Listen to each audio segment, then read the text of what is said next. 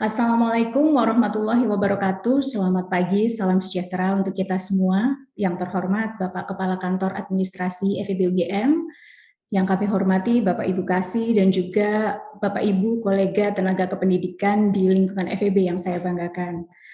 Suatu kehormatan bagi saya dapat memandu sharing session pada pagi hari ini, pengembangan diri teknik seri kelima mengenai cara cerdas membuat waktu lebih efektif dan berarti. Nah, sebelum memulai kegiatan pada pagi hari ini, saya ingin menyapa Bapak Ibu semuanya. Silahkan Bapak Ibu untuk open mic dan open video ya. Diaktifkan fitur kamera dan fitur mikrofonnya terlebih dahulu. Kalau saya menyapa Bapak Ibu dengan kata halo, saya mohon Bapak Ibu menjawab dengan hai. Jika saya menyampaikan hai, silakan Bapak Ibu menjawab dengan kata siap. Jika saya menyapa Bapak Ibu dengan kata apa kabar, Bapak Ibu menjawab dengan siap pelatihan. Saya ulang ya, kalau saya menyapa Bapak Ibu dengan kata halo, dijawab apa? Hai. Oke. Kalau saya menyapa dengan hai, dijawab? Siap. Siap. Jika saya menyapa dengan kata apa kabar, Bapak Ibu menjawab? Siap pelatihan. Oke, kita coba dulu ya. Halo. Hai. Hai. Siap ya, diulang lagi. Halo. Hai. Hai. Siap. Apa kabar? Siap pelatihan. Tuhan. Oke, saya ulang lagi. Halo, halo. Hai. Hai. Siap. Halo, halo. Hai, hai. Siap pelatihan. Hai, siap-siap. Halo. Hai, apa kabar? Oke, luar biasa. Semangat Bapak Ibu semuanya. Tepuk tangan untuk kita semuanya. Jadi baik. Oke, Bapak Ibu yang berbahagia, pandemi COVID-19 ini membuat kita semua mau tidak mau menjalani Wah, wih kelaru. sebuah perubahan secara tiba-tiba yang tak pelak membuat kita semua harus beradaptasi dengan cepat. Nah, kurang lebih hampir 2 tahun kita mengalami pembagian jadwal bekerja dari rumah dan juga bekerja dari kantor. Nah, tentunya hal ini membutuhkan pengelolaan waktu yang baik, terlebih saat bekerja dari rumah. Banyak hal yang mendistorsi atau mengganggu diri kita dalam bekerja, sehingga memerlukan strategi pengelolaan waktu yang baik. Telah hadir bersama kita seorang psikolog muda yang energik, merupakan lulusan dari program sarjana Fakultas Psikologi UGM, nah ini adik kelas saya, dan menjadi lulusan dengan masa studi terpendek 1 tahun 10 bulan pada program Magister Profesi Psikolog pada periode wisuda pasca sarjana periode Oktober 2019. Saat ini beliau juga sebagai founder sekaligus CEO dari ID Consultant. Kita sapa bersama Mbak Ina Aulia Sekara Rastiti, Magister Psikologi, Psikolog. Halo Mbak Ina. Halo Mbak Ika, Assalamualaikum. Waalaikumsalam. Sehat-sehat dari Lampung? Alhamdulillah Mbak. Alhamdulillah. Alhamdulillah ya, semenjak pandemi walaupun saya di Lampung tetap bisa menyapa teman-teman yang ada di Jogja dan di Jakarta nih kalau saya lihat. Ya. Oke. Siap. Oke Mbak Ina, kami akan memberikan waktu kepada Mbak Ina untuk memaparkan materi kurang lebih sampai pukul 9.45, lalu dilanjutkan nanti dengan sesi tanya jawab sampai kurang lebih pukul 10.25. Nah, bagi Bapak Ibu yang hendak mengajukan pertanyaan, kami persilahkan untuk menuliskan pada kolom komentar, dan juga nanti pada sesi tanya jawab, kami akan membuka 3 pertanyaan yang dapat diajukan secara lisan oleh Bapak Ibu. Untuk itu nanti Bapak Ibu silahkan mengaktifkan fitur raise hand atau angkat tangan. Oke, tanpa berlama-lama mari kita bersimak bersama pemaparan dari narasumber kita kepada Mbak Ina. Waktu dan media kami persilahkan. Terima kasih Mbak Ika. Baik, saya sedikit deg-degan ini dibuka sama kakak angkatan saya dan jujur deg-degan juga karena saya harus berbicara di sebenarnya FEB ini adalah salah satu fakultas yang dulu saya idam-idamkan ya. Jadi saya dulu juga menginginkan untuk bisa kuliah di FEB gitu ya. Tetapi memang rezekinya dapatnya di psikologi UGM, alhamdulillah. Baik, saya mau nyapa-nyapa dulu nih Bapak Ibu yang hadir. Sebelumnya saya mau mengucapkan terima kasih kepada Bapak Agus Ridwan selaku Kepala Kantor Administrasi FEB UGM, dan saya ucapkan juga selamat pagi kepada seluruh peserta tendik dari FEB UGM yang ada di Jogja ataupun di Jakarta. Terima kasih juga kepada teman-teman panitia telah menyiapkan acara yang luar biasa ini. Alhamdulillah, kita panjatkan puji syukur kita kepada Tuhan karena kita diberi waktu, diberi umur, diberi sehat, sehingga kita bisa bertemu bersama-sama ya, ngobrol-ngobrol, sharing-sharing pada pagi hari ini, berbicara mengenai bagaimana sih cara cerdas memanfaatkan waktu lebih efektif dan lebih berarti. Sebelumnya saya mau tes jempol dulu nih, ya. Sebelum tes jempol saya mau menyapa Bapak Ibu yang hadir pada pagi hari ini. Kalau tadi Mbak Ika menyapa dengan hai, halo, halo, hai, siap gitu ya. Apa kabar? Siap laksanakan. Saya mau mengetes semangat Bapak Ibu melalui kerasnya suara nih yang bisa dikeluarkan. Jadi mohon izin untuk open mic ya. Kemudian nanti saya akan menyapa semangat pagi.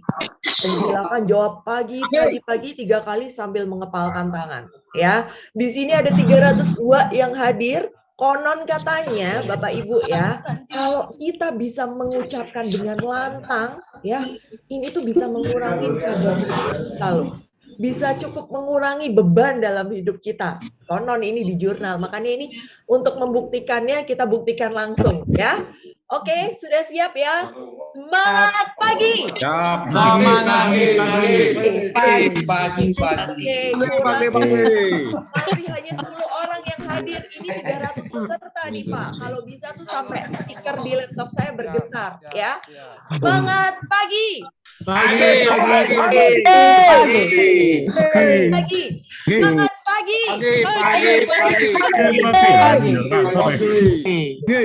Digital reaction dulu Pak. Digital reaction Bapak Ibu. Ada di bawah. Di kolom reaction, kita pilih digital reaction. Nah, oke. Baik, Bapak Ibu, sudah sarapan atau belum? Yang sudah sarapan boleh kasih jempol dong. Jempol, Pak. Jangan dijawab, Pak. Jempol, Pak. Yang sudah sarapan kasih jempol. Wah, banyak yang belum. Wah, ini Pak Agus ada sesi kirim konsumsi masing-masing, Pak. Dosen kan ya, Pak? Iya, makan bersama secara virtual. Oke, baik. Nah, yang belum ya, ini kalau misalnya WFH silahkan, atau misalnya WFO sekalipun bisa sambil menyantap makan paginya. Jangan sampai membuat tubuh kita lemas sehingga kita tidak optimal dalam bekerja sehari ini. Oke, baik. Pada pagi hari ini kita akan membicarakan masalah waktu. Nah, sebelum saya masuk materi, saya pengen tahu dulu nih, ya, apa sih yang sebenarnya saat ini Bapak Ibu rasakan? Ya, terkait penggunaan waktu, terutama semenjak diterapkannya WFH, kita berkoordinasi semuanya melalui online, gitu ya. Apa sih yang Bapak Ibu rasakan? Boleh dong dituliskan di kolom chat. Silakan dituliskan di kolom chat apa sih yang Bapak Ibu rasakan gitu ya semenjak WFH, semenjak semua meeting via Zoom. Apa sih yang Bapak Ibu rasakan? Boleh dituliskan di kolom chat terkait waktu ya. Apakah waktu Mbak cepat terasa habis? Aduh, saya tidak bisa memanfaatkan waktu gitu. Saya keteteran sana sini. Udah Mbak, saya enjoy aja gitu. Saya bisa membagi waktu saya cukup baik. Boleh dong Bapak Ibu sharing, kita bisa dituliskan di kolom chat. Yuk, 5, 4, 3, 2, 1, 7 per 24 ya. Oke, lalu silakan. Kenal waktu mungkin Mbak Ina. Saya bisa membagi waktu dengan baik, luar biasa. Nanti bisa ya Pak Hari Purwanto ini sharing ya. Silakan, yang lain apa nih keluhan yang dirasakan? Pak Hasari minta dhisik. Lagi sama teman-teman kantor, bener ya Pak ya. Lebih banyak waktu untuk keluarga di samping kerja. Oke, ada yang merasa, aduh Mbak, ini kayaknya nggak ada apa namanya batas nih antara personal life Jaga dan ujian tesis profesional. ini dhisik. Tidak ada bisa mengantar istri berobat. Wah, Masya Allah, salah satu hikmah lainnya ya. Oke, nah kalau ditanya nih Bapak Ibu ya, lebih suka WFH atau WFO? Boleh dong dituliskan di kolom chat. WFO, oke. Oke, luar biasa WFO. Oke, lebih suka WFO. Oke, baik. WFO. Oke, WFO karena kalau di rumah banyak terdistraksi. Betul. Di rumah malah disuruh-suruh. Ini adalah curhatan hati seorang bapak-bapak ya. WFO dong. Ya kan, lagi meeting, Pak, tolong Pak, keran air bocor gitu ya. Pak, tolong Pak. Apa namanya, jemuran belum diambil gitu. Ada yang menarik ini Mbak, kalau di rumah kasurnya posesif, waduh. Waduh, kalau di rumah kasurnya posesif, nah ini lagi bahaya. Oke. Jadi dari sekian banyak ini ternyata tidak ada yang menjawab WFH ya. Jadi memang benar-benar kita lebih nyaman nih untuk bekerja secara offline ya. WFO di rumah malah boros karena bekerja sambil pesan Gojek ya. Gojek terus-menerus gitu. WFO kangen rame, dosen di ruang dosen. Mungkin kangen ini juga ya, dikejar-kejar mahasiswa gitu ya. Ada mahasiswa yang rewel gitu juga ya Pak ya. Kemudian WFH, oke baik. Terima kasih Bapak Ibu atas respon yang disampaikan. Saya izin ya Bapak Ibu untuk masuk ke materi. Saya izin untuk share screen sebentar. Jadi kalau tadi kita lihat nih ya, Mbak, saya lebih suka WFO, gitu kan. Nah, sebelum saya membahas itu lebih lanjut, izinkan saya untuk memperkenalkan diri sendiri terlebih dahulu, karena nggak afdol kalau saya nggak memperkenalkan diri sendiri terlebih dahulu. Bapak Ibu, silakan panggil saya cukup dengan Ina, gitu ya. Mungkin agak belibet kalau saya Ina Aulia, lalala, gitu. Saya asli Jogja juga, lahir besar di Jogja. Kemudian saya ada di kuliah di fakultas sebelah, persis dengan FEB. Dan kemudian saya sempat bekerja di Astra Internasional. Saya di sana 5 tahun, lebih tepatnya di anak perusahaannya di bidang tambang. Kemudian saya sempat di startup juga, dan kemudian saya memutuskan untuk keluar, dan akhirnya saya mendirikan sebuah konsultan ini, dan alhamdulillah saya masih dipercaya untuk bisa sharing di berbagai institusi. Dan alhamdulillah pada pagi hari ini saya masih dapat rezeki umur untuk bisa sharing dengan teman-teman dari FEB. Nah, ngomong-ngomong masalah efektivitas waktu gitu ya. Memang semenjak pandemi ya, bekerja WFH itu menjadi pilihan terbaik ya, sehingga saya tidak menyalahkan ketika banyak sekali nih permasalahan yang timbul ya semenjak WFH ya. Apa saja? Kita nggak punya waktu untuk me time. Aduh Mbak, jadwal Zoom itu non-stop. Ya, bisa dalam satu waktu saya tuh bisa dengan 3 device sekaligus. Tugas, tanggung jawab itu terasa banyak banget. Karena apa? Karena kita koordinasi secara online. Alhasil ada beberapa karyawan yang itu sulit dihubungin ya, atau sulit diajak koordinasi. Jadi mau nggak mau itu dikerjakan oleh orang-orang yang fast respon ya, di mana hal tersebut sebenarnya belum tentu jadi job desk-nya. Sehingga salah satu yang dikeluhkan adalah, Mbak, tugas itu menjadi mendadak banyak gitu ya. Kemudian belum lagi ditambah pekerjaan di rumah. Ya, itu tadi seperti yang dikeluhkan Bapak tadi ya, bahwa banyak disuruh-suruh ya. Kalau dulu zaman WFO ya kita bisa fokus dari jam 9 sampai jam 5 ya kita hanya mengerjakan pekerjaan di kantor. Nggak ada tuh iklan-iklan harus benerin keran, harus sambil jagain anak gitu ya. Nah, sekarang semenjak WFH itu semua tidak bisa untuk kita tinggalkan ya, itu sudah harus menjadi tugas kita. Kemudian alhasil karena itu tadi ya, tidak ada batasan personal life, professional life, istirahat tuh jadi kurang. ya, nggak maksimal, nggak berkualitas, karena kita harus selalu standby, ya. Bahkan ada orang yang tidur itu sambil megangin HP. Megangin HP karena takut nanti dapat panggilan meeting, tiba-tiba ditanyain data. Jadi harus selalu standby, ya. Kita tuh nggak pernah bisa deep sleep, sehingga makanya semenjak WFH, ya, kita selalu mengeluhkan bahwa, Mbak, saya itu pengen WFO. WFH ini capek secara fisik dan mental. Nggak ada batasan profesional dan personal life. Waktu 24 jam kita untuk bekerja. Sabtu Minggu pun juga kayaknya nggak ada bedanya dengan weekdays. Sehingga kita pingin banyak yang memang menginginkan WFO. Karena memang jelas, walaupun di WFO sendiri ada suka dukanya. Tetapi dampak-dampak dari WFH ini yang kayak kita nggak punya waktu untuk me time, jadwal nonstop, tanggung jawab bertambah, istirahat kurang, membuat kita menjadi apa, Bapak Ibu? Membuat kita itu menjadi kelelahan, ya. Membuat kita tuh jadi lelah. Di mana ketika kita lelah, ya, kita akan lelah secara fisik. Yang membuat ketika kita sudah lelah secara fisik maupun psikis, ya, kita membuat yang namanya kita jadi prokrastinasi, ya. Kita selalu menunda-nunda pekerjaan. Aduh, aku lagi nggak mood nih. Aduh, atau kalau nggak aku lagi capek banget, nanti aja deh mengerjakannya. Akhirnya kita jadi prokrastinasi. Kemudian kita kalau udah lelah, itu emosi jadi tidak terkendali loh. Kita cuma dengar anak kita mungkin menjatuhkan tutup gelas gitu aja, ya.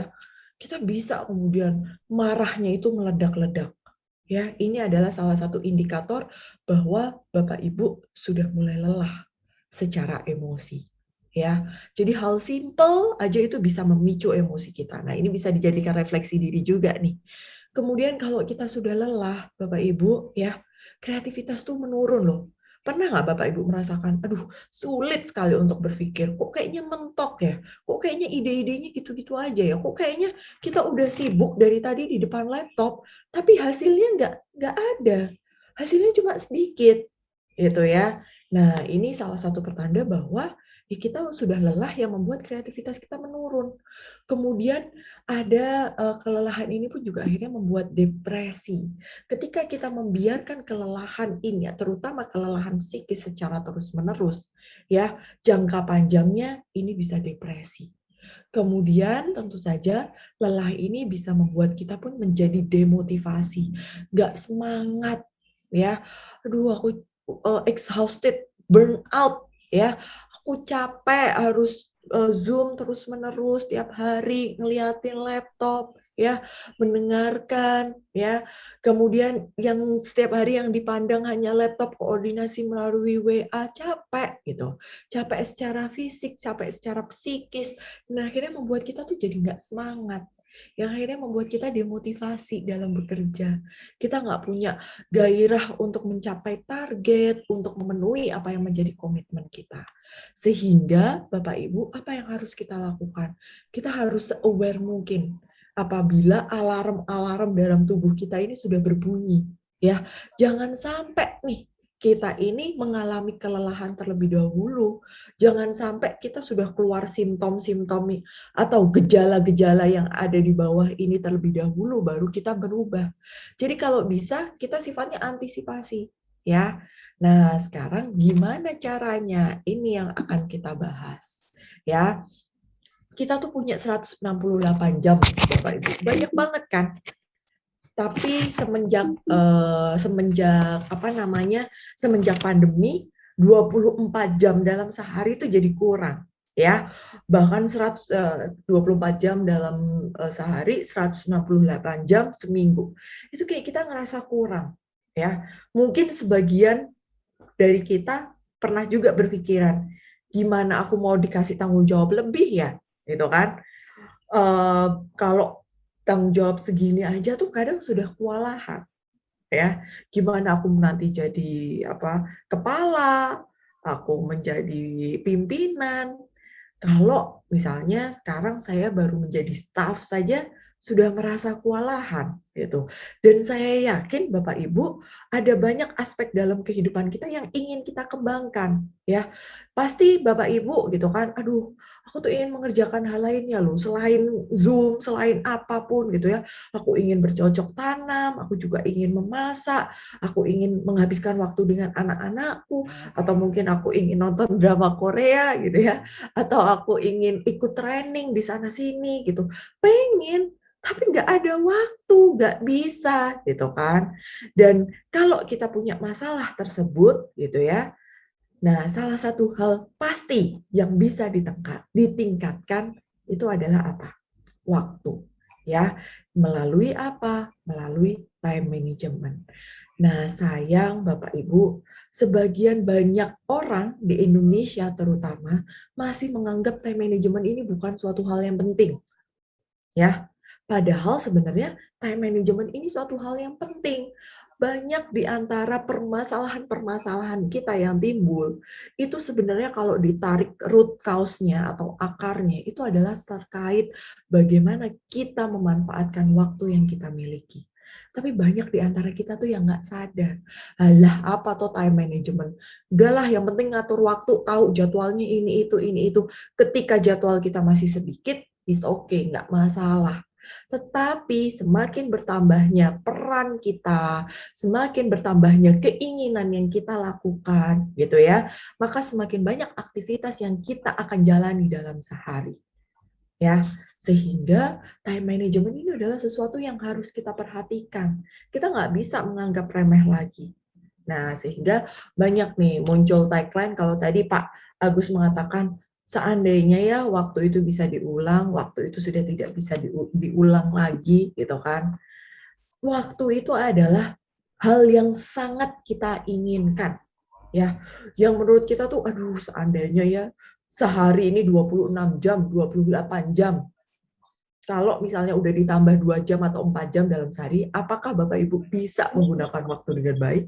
Belum tentu juga, ya. Jadi waktu ini adalah jadi kadang kita tuh ini sebagai sebuah paradoks, ya. Kita tuh paling pengen waktu ini tuh kita memiliki banyak waktu, tapi kadang ketika kita punya banyak waktu, kita nggak bisa menggunakannya dengan baik, ya. Nah, sehingga kita perlu memahami dulu nih Bapak Ibu, ya. Jadi konon di abad 21 manusia dalam menggunakan waktunya ya semakin ke sini itu semakin tidak efektif. Bukan semakin efektif, tetapi semakin tidak efektif. Jadi apa sih penyebabnya ya? Nah, ini adalah dua hal Bapak Ibu yang menyebabkan hidup sekarang di abad 21 itu menjadi sangat sibuk ya. Yang pertama, ya, jadi ini saya ambil dari buku Make Time, ya, dikatakan di situ bahwa sekarang tuh di abad 21 banyak orang-orang yang merasa hidupnya itu kayak sibuk sekali, chaos, riweh, ribet gitu ya. Dan di buku tersebut dikatakan bahwa karena dua hal ini yang menyebabkan perasaan itu timbul. Yang pertama adalah busy bandwagon. Ya, busy bandwagon itu apa, Mbak? Busy bandwagon itu adalah sebuah mindset atau bisa dibilang ini sudah menjadi budaya, ya, budaya yang menekankan kalau kita tuh harus selalu sibuk loh. Kita harus bahwa sibuk itu konotasinya sama dengan produktif. Kalau kita nggak sibuk, kita tuh nggak produktif. Sehingga banyak orang-orang yang terjebak dengan stigma tersebut. Yang kemudian akhirnya mereka itu, udah deh, ya, yang penting aku sibuk. Dan sekalinya kita malas-malasan, kita akan ketinggalan orang lain. Itu. Jadi makanya banyak sekarang tuh apalagi anak-anak zaman sekarang ya, banyak sekali mencari aktivitas ya. Saya kan punya banyak anak intern nih ya yang ada di tim saya tuh sekitar 20-an ya. Mereka itu tuh kecenderungannya ya saya melihat banyak sekali mencari kesibukan. Satu waktu mereka itu satu semester tuh mereka bisa ikut 5 organisasi himpunan dan tempat intern. Ya, saya tanya, "Apa sih motivasinya?" "Ya nggak apa-apa Mbak, biar sibuk aja." Gitu. Emang kamu tujuannya untuk ini apa? Ya biar sibuk. Apa yang ingin dicapai? Nggak tahu, Mbak. Biar sibuk aja. Saya lihat teman saya seperti ini, seperti ini, seperti ini. Nah, ini yang patut kita waspadai, Bapak Ibu. Ya, karena apa? Karena saat ini kita sudah sangat mudahnya melihat kehidupan orang lain. Ya, dengan sosial media mereka, kita sangat dengan mudahnya melihat kehidupan mereka. Ya, wah, mereka aktivitasnya A, B, C, D, E. Lah kok aku cuma aktivitasnya di rumah aja, gitu kan. Aku cuma bercocok tanam, paling habis selesai ini aku bercocok tanam, selesaiin ini. Kok aku nggak kayak temanku yang lain ya? Nah, ini yang patut kita waspadai. Bagaimana kita jangan sampai terjebak di budaya busy bandwagon, ya. Maksudnya terjebak di sini apa? Ketika kita nggak nyaman, jangan kita ikuti. Ya. Nah, lalu hal kedua ya yang menyebabkan kenapa dunia ini terasa sangat sibuk ya dan waktunya terasa cepat sekali habis. Ini tadi sudah di-mention nih sama Pak Agus Ridwan, yaitu infinity pool. Ya. Hidup chaos, hidup sangat ribet gitu kan, karena distraksi tak berkesudahan yang disebabkan dari kesenangan instan yang nggak ada habis-habisnya. Instan di sini bukan Indomie instan ya Bapak Ibu ya. Instan di sini adalah kesenangan instan itu apa? Kesenangan instan di sini adalah sosial media. Ya, coba deh saya tanya sama Bapak Ibu sekarang. Sekarang Bapak Ibu main sosial medianya apa? Mungkin ada yang YouTube, ada yang Facebook, ya, ada yang wah, Mbak, saya tuh seru banget deh kalau udah ngobrol di WhatsApp grup, ya, reuni sama teman-teman yang dulu, gitu kan. Belum lagi ibu-ibu ini yang kegandrungan dengan drama Korea. Aduh, Mbak, ini udah 12 episode, kalau cuma nonton 1-2 episode kok kepikiran, bikin nggak fokus. Udahlah, mending saya selesaikan dulu, gitu kan. Udah selesai 12 episode, wih, kok ada judul baru lagi. Waduh, ya, rasanya nggak akan ada habisnya. Gitu. Nggak akan pernah ada habisnya. Jadi yang namanya sosial media ini adalah dikatakan di sini sebagai sebuah kesenangan ya instan yang nggak ada habis-habisnya, yang justru inilah yang menjadi bumerang buat kita. Ya, inilah yang konon katanya yang membuat waktu kita itu tidak bisa kita gunakan secara efektif. Nah, coba ya Bapak Ibu ya, kita pahami terlebih dahulu. Ya. Jadi kalau tadi itu adalah gangguan yang saya katakan gangguan saat WFH, ya. Di sini kita kalau misalnya ada Bapak Ibu yang sudah mulai WFO, tadi dikatakan bahwa sudah dibagi prosentasenya berapa persen untuk WFO. Siapa bilang WFO itu juga kita bebas gangguan? Ya, WFA ada gangguan sendiri, WFO ada gangguan sendiri. Contohnya apa kalau gangguan WFO? Lagi-lagi ya, sosial media. Ini adalah gangguan dimanapun ya, mau kita WFH, kita mau WFO, sosial media ini adalah gangguan utama. Gangguan kedua adalah ngobrol sama teman. Ya.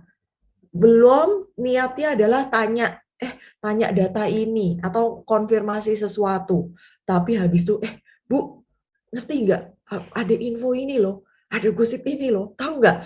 Kemudian berlanjut deh ngobrolnya, ya. Yang tadinya kita udah deh 5 menit aja nanya bentar, tahu-tahu 1 jam, 1,5 jam gitu ya. Apalagi nggak ada yang negur, apalagi nggak satu ruangan sama atasan, ya sudah bye-bye, bablas gitu ya, ngobrolnya sampai jam istirahat. Kemudian gangguan ketiga adalah ketika atasan memberikan tugas secara terus-menerus, ya. Kalau WFH kan mungkin masih by WA atau by chat gitu ya, kita bisa ada option untuk nggak buka HP kita. Tapi kalau sudah WFO, telepon, ya, kemudian atau kalau nggak datengin langsung ke ruangan, tolong dong ini ya diselesaikan dulu. Kemudian datang lagi, ini nih carikan data ini. Datang lagi, carikan data ini. Belum lagi mahasiswa datang minta ini, minta itu gitu. Aduh, saya pusing ini gimana? Mana semua orang minta diprioritaskan, mana ini yang harus saya prioritaskan? Itu. Jadi seperti yang saya katakan di awal, di WFH, WFO itu semua akan ada pro cons-nya. Saya yakin ketika nanti sudah full WFO, ada satu waktu Bapak Ibu akan merindukan, aduh enak ya kalau WFH. Kayaknya enakan WFH, WFO itu nggak enak gitu ya. Nah pasti akan ada timbul perasaan itu, gitu kan. Jadi memang itu adalah suatu hal yang normal. Nah, sebelum saya membahas mengenai tips and triknya, Bapak Ibu, saya ingin kembali lagi tuh kepada dua hal itu tadi ya, busy bandwagon dan infinity pool. Jadi Bapak Ibu, kita itu biasanya menjadikan infinity pool atau sosial media, buka Instagram, buka grup WA, buka FB, buka YouTube, nonton Korea, itu istirahat. Itu sebenarnya kita mengatakannya pembelaannya, aku penat, aku mau istirahat dulu. Istirahatnya buka itu. Istirahat dari apa? Istirahat dari pekerjaan kita yang padat itu tadi. Dari si busy bandwagon itu tadi. Dan kemudian kalau Bapak Ibu merasakan dua-duanya, ya, aduh, aku juga merasakan busy bandwagon, aku juga merasakan infinity pool nih, ya. Aku merasakan iya ya, hidupku tuh kok kayaknya dikejar-kejar, aku harus produktif, terus aku juga kayaknya tuh nggak bisa lepas dari sosial media. Nah, ini kalau Bapak Ibu merasakan dua-duanya, bisa jadi kita berada dalam lingkaran setan. Ya, pernah nggak Bapak Ibu nge-scroll yang namanya sosial media kita, karena apa? Kita nge-scroll sosial media kita, tapi kayak kita nggak merasa menikmati, kita nggak merasa enjoy, kita nggak merasa refresh setelah kita buka sosial media kita. Ya, jadi kenapa hal itu tersebut bisa terjadi? Karena ketika kita nge-scroll yang namanya sosial media kita, itu tuh sudah seperti refleks, sudah menjadi mindset dan kebiasaan kita bahwa scrolling sosial media, melihat grup WA, ngobrol di Facebook, nonton YouTube, itu sebagai refreshing. Walaupun ujungnya kita nggak ngerasa refresh. Ya, kayaknya pernah nggak, oh aku udah buka nih Instagram, tapi nggak ngerasa kemudian menjadi lebih tercerahkan, menjadi lebih seger gitu ya. Tapi merasa malah kita jadi buang waktu. Ya ampun, aku udah buka-buka sosial media 1 jam, nggak kerasa. Ya, lalu kita merasa bersalah. Habis merasa bersalah, ya udah deh, aku harus segera bekerja lagi, membayar 1 jam yang sudah aku buang itu tadi untuk buka-buka sosial media. Nah, kemudian begitu terus, kita kemudian bekerja lagi sampai capek. Setelah capek, kita buka lagi sosial media. Kemudian kita merasa bersalah lagi, kita bekerja lagi, begitu terus. Itu yang saya sebut sebagai kita sudah masuk di lingkaran setan. Ya. Nah, Bapak Ibu, sebelum saya bahas bagaimana sih tips and triknya, saya ingin bertanya terlebih dahulu sama Bapak Ibu. Ya. Sekarang kita merasa banyak sekali nih, Mbak, masalah. Semenjak pandemi itu kayaknya kok masalah tuh lebih banyak ya dibanding sebelum pandemi, ya. Kayaknya semua yang direncanakan itu gagal, ya. Banyak berjalan tapi tidak sesuai rencana. Nah, saya mau tanya ke Bapak Ibu, apakah sebelum pandemi ya masalah Bapak Ibu atau hidup Bapak Ibu itu lancar seperti jalan tol? Apakah setiap perencanaan yang Bapak Ibu buat itu selalu mulus terlaksana seperti perencanaan awal? Ya, saya yakin jawabannya tidak. Ya, jadi seakan pandemi ini Bapak Ibu ini sebagai momentum yang mengingatkan kita bahwa di dalam hidup ini ada banyak aspek loh yang tidak bisa kita kontrol. Ya, jadi kalau dianalogikan itu seperti kita sedang berlayar ya, melaut, mengarungi lautan. Ketika kita berlayar naik kapal, apa kita bisa mengontrol arah angin? Atau apa kita bisa mengontrol ganasnya ombak yang akan datang menerpa kapal kita? Saya yakin jawabannya tidak. We cannot control the wind. Ya, begitu juga dalam hidup. Kita nggak bisa loh Bapak Ibu mengontrol semua aspek dalam kehidupan. Ya, sehingga apa sih yang ingin saya katakan? kita nggak bisa mengontrol semua aspek kehidupan, but we can adjust ourselves. Ya, kita bisa mengontrol layar kita bisa mengontrol bagaimana cara menahkodakan kapal kita, sehingga membuat kapal kita tetap berdiri tegak mencapai sampai titik tujuan. Begitu juga hidup kita nggak bisa mengontrol setiap permasalahan yang datang dalam hidup kita. Masalah, kamu datang tuh di akhir tahun aja, setahun tuh 3 kali aja, kamu datang ketika ini itu, kita nggak bisa. Ya, kita sebagai manusia, kita menerima apa yang menjadi rencana Tuhan. Ya, dan bagaimana kita bisa memberikan respon sebaik-baiknya, sebijak-bijaknya. Lalu, apa yang bisa kita lakukan selain memberikan respon? Kita fokus terhadap apa yang bisa kita kontrol. Di mana salah satunya aspek kehidupan yang bisa kita kontrol ini adalah penggunaan waktu. Ya. Jadi waktu ini adalah salah satu aspek ya, yang suatu aspek komponen penting dalam hidup kita ya, yang itu kontrolnya ada di area kita ya. Jadi memang masalah kita nggak bisa kontrol, tetapi kita bisa mengontrol penggunaan waktu yang kita miliki. Bagaimana waktu yang kita gunakan, yang kita miliki, kita atur sedemikian rupa agar kita bisa menyelesaikan masalah ataupun pekerjaan yang datang kepada kita, sehingga kita bisa mengerjakan, menyelesaikan sebaik-baiknya. Nah, ini yang perlu dipahami terlebih dahulu, Bapak Ibu. Nah, di sini saya mengambil contoh, mungkin Bapak Ibu ada sebagian ya yang siapa ini Mbak? Elon Musk gitu kan. Jadi Elon Musk ini adalah pemilik dari mobil Tesla ya, Bapak Ibu ya, mobil listrik.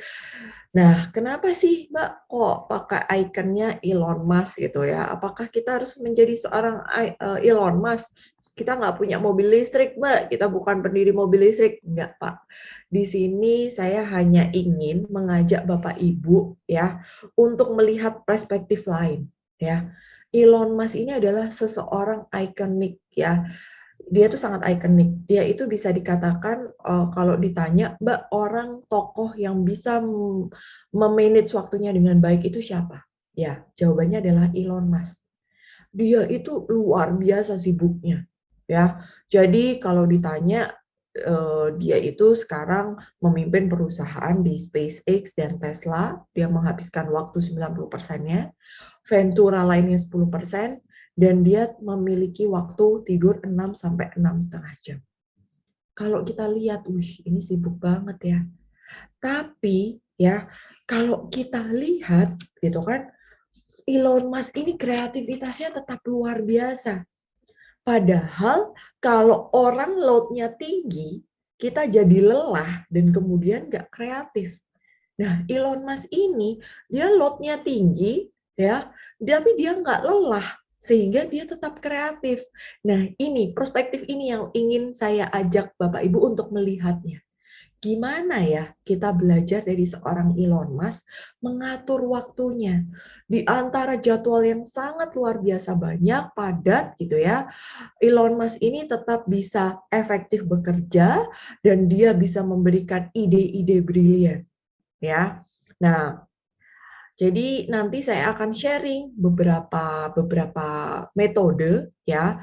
Tetapi ini merupakan kombinasi dari berbagai metode. Kalau kita ngomongin mengenai time management ya, Bapak Ibu ya, sebenarnya kita ngomongin time management, tips and trick ataupun metode dari time management itu kalau kita lihat itu ada kurang lebih ada sekitar 80-an. Banyak sekali ya. Jadi kalau Bapak Ibu googling di internet, banyak banget deh cara mengefektifkan waktu. Itu konon katanya sekitar 80-an. Nah, dari sekian banyak metode dari 80-an itu tadi ada silver lining ya atau ada benang merahnya. Ya.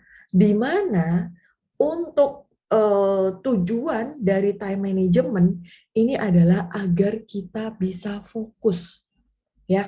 Jadi time management yang baik itu adalah bagaimana agar kita tuh bisa fokus dalam bekerja. Karena kalau kita udah fokus, ya, kita tuh berpikir lancar, ide itu menjadi kreatif, ya. Kita berpikir dengan cepat, kita jadi tahu action yang harus kita ambil itu apa. Nah, sehingga kalau saat ini Bapak Ibu punya time management tetapi Bapak Ibu bekerja itu belum fokus, maka bisa dievaluasi lagi tuh time manajemennya. Ya, karena Bapak Ibu, kalau kita itu bisa fokus, ya. Jadi ini saya baca di buku Make Time itu tadi, di otak kita ini ya, itu akan terbagi menjadi 3 bagian pikiran kita. Ya, kalau kita sedang fokus, ternyata kita tuh mikirin masa lalu itu sebesar 14%, kita saat ini itu 28%, dan masa depan 48%.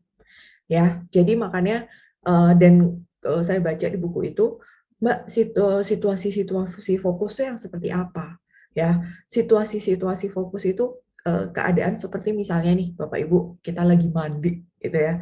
Kita lagi mandi atau kita lagi berkendara menuju tempat kerja kita, itu adalah salah satu situasi fokus.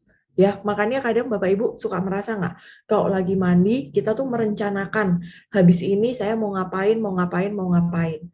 Oh, jadi dapat ide ya. Kadang banyak kan orang ke kamar mandi gitu, nongkrong di kamar mandi, tiba-tiba banyak dapat ide gitu. Saya sering banget tuh nemuin atasan saya tuh dulu seperti itu ya. Jadi ke kamar mandi, tiba-tiba pulang dari kamar mandi dapat ide banyak, jalan keluar dari permasalahan yang ada. Karena apa? Karena pada saat itu kita itu sedang fokus ya. Fokus, apa sih musuhnya dari fokus? Musuhnya dari fokus itu adalah distraksi atau stimulasi yang berlebihan. Ya. Ini adalah musuh utama dari fokus. Jadi sekarang Bapak Ibu, kalau kita ingin fokus, coba deh kita mengurangi distraksi-distraksi yang ada di lingkungan kita. Dan saat ini distraksi paling besar itu adalah datangnya dari handphone, dari HP. Karena banyak orang yang memiliki mindset HP ini sekarang adalah sumber kesenangan. Kita bisa lihat apapun itu di situ. Kita bisa beli apapun dari situ. Kita bisa mencari apapun, menemukan jawaban apapun dari situ. Ya. Nah, sehingga ini harus kita sadari terlebih dahulu nih Bapak Ibu. Ya, bahwa kalau kita mau fokus, kita harus mengurangi distraksi. Jangan sampai kita overstimulation. Ya, stimulasi berlebih, dan sekarang stimulasi berlebih itu dari HP. Sekarang Bapak Ibu pun saya tanya deh ya, kita lagi fokus ngetik, kemudian tiba-tiba HP kita nyala, keluar notif, ada yang komen nih di FB kita, ada masuk chat baru nih WA grup kita, gitu kan? Atau buat yang masih jomblo gitu ya, teman-teman yang masih jomblo, gebetan udah bales nih chatnya, gitu kan? Ada yang ini nih di Instagram, gampang sekali kita terdistrak, ya. Nah, sehingga saran saya adalah kita harus tahu apa yang menjadi distraksi kita. Ya, ada beberapa orang, sebagian banyak orang yang HP menjadi distraksi. Ada juga yang bukan. Misalnya Korea gitu tadi ya, atau misalnya tanaman-tanaman gitu. Aduh, saya tuh paling nggak bisa deh Mbak kalau lihat tanaman nganggur, atau misalnya memasak, ataupun anak-anak, ataupun keluarga misalnya pada saat WFH ya. Jadi kita harus sadari benar apa yang menjadi distraksi kita ya. Nah, selain itu, apa sih yang saat ini sulit membuat kita fokus? Jadi Bapak Ibu, di beberapa literatur yang saya baca, ya, konon katanya manusia ini memikirkan 50.000 negative thinking per hari. Kita itu tanpa kita sadari, tanpa kita mau, ya, secara otomatis nature-nya kita tuh udah memikirkan 50.000 negative thinking per hari. Sehingga banyak maklum ketika semenjak pandemi kita nggak boleh kemana-mana, kita jadi gampang stres. Karena apa? Ya, kalau dulu kita bisa melakukan banyak hal untuk mengalihkan negative thinking ini. Tapi semenjak pandemi, ya metodenya, medianya hanya itu-itu aja. Ya, kalau dulu kita tinggal nongkrong, kita kemana, udah hilang, teralihkan negative thinking-nya. Tapi semenjak pandemi, ya negative thinking ini semakin beranak pinak ya di pikiran kita dan akhirnya membuat kita nggak fokus. Nah, jadi Bapak Ibu, disinilah yang harus kita lakukan ya. Jadi ini merupakan saran dari saya ya, tips and trick untuk membuat hari kita itu menjadi lebih efektif ya. Yang pertama adalah kita membuat kuadran skala prioritas atau disebut Eisenhower Decision Matrix ya. Wah, Mbak Ina, apa ini kuadran skala prioritas ya? Jadi di sini tujuannya adalah untuk mengelompokkan aktivitas-aktivitas kita ke dalam kuadran-kuadran, mana yang penting dan mendesak, mana yang penting namun tidak mendesak gitu ya. Kemudian mana yang mendesak namun tidak penting, dan mana yang tidak penting dan tidak mendesak. First thing first yang harus kita lakukan, pertama kali yang harus kita lakukan adalah listing apa yang menjadi pekerjaan kita selama sehari. Ya, jadi kalau Bapak Ibu saat ini, Mbak, saya tuh sampai bingung ini mana yang harus didahuluin dulu. Kok saya rasanya tuh pekerjaan banyak banget, overload gitu ya. Saran saya pertama kali duduk tenang, ya, ambil kertas, ambil pulpen, tarik nafas dalam-dalam, hembuskan, kemudian kita tulis apa yang menjadi aktivitas kita sehari ini. Kita list dulu semuanya. Kalau ada 50, masukkan 50 aktivitas itu. Ya, kita tulis semuanya. Kemudian setelah itu kita gambar kuadran ini. Ya, kuadran 1, 2, 3, 4.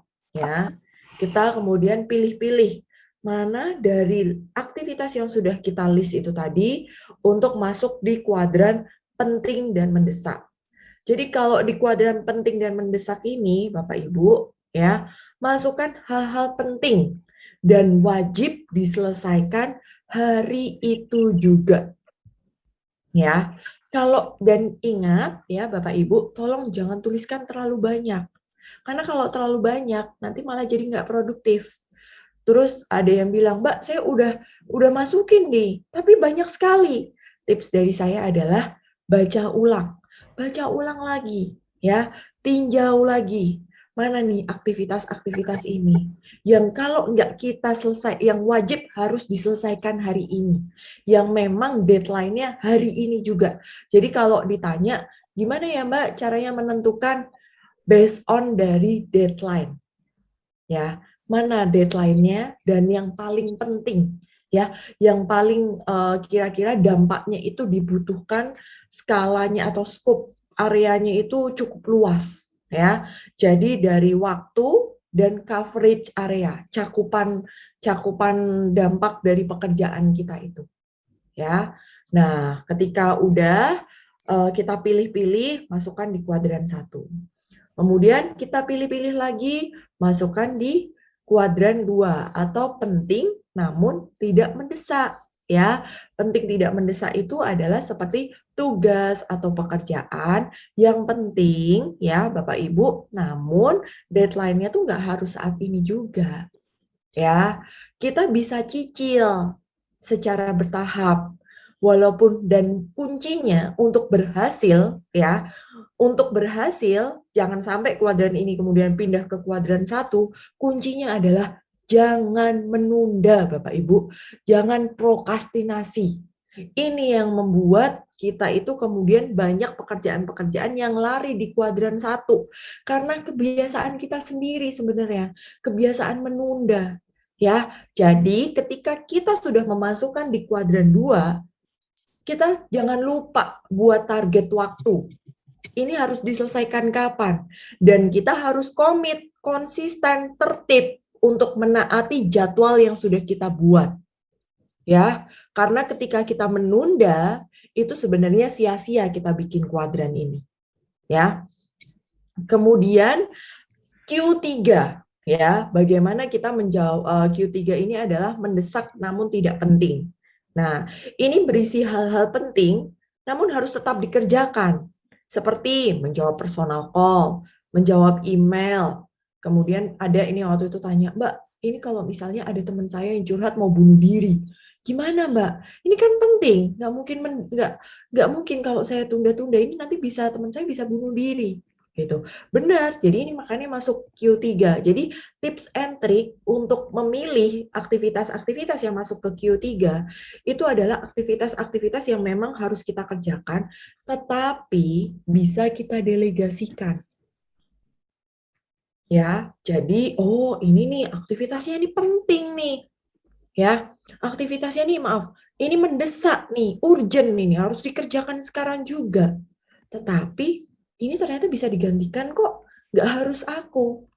Nah, yang jadi PR Bapak Ibu adalah ketika kita ini adalah orang yang nggak enakan, diminta ini, aduh ya siap Bu, siap Pak, nggak bisa menolak, nggak bisa mengatakan tidak, ya. Atau juga kita ini tipenya yang ingin gemes banget ini kalau nggak diselesaikan, udahlah aku kerjain, gitu ya. Nah, ini yang menjadi bumerang buat kita sendiri. Ya, kita harus memahami bahwa kita ini waktunya terbatas. Aktivitas yang harus kita lakukan banyak, sehingga kita harus dengan cerdas, dengan cermat memilah dan memilih mana aktivitas yang memang itu yang harus kita turun tangan dan itu memang aktivitas yang bisa dikerjakan oleh orang lain.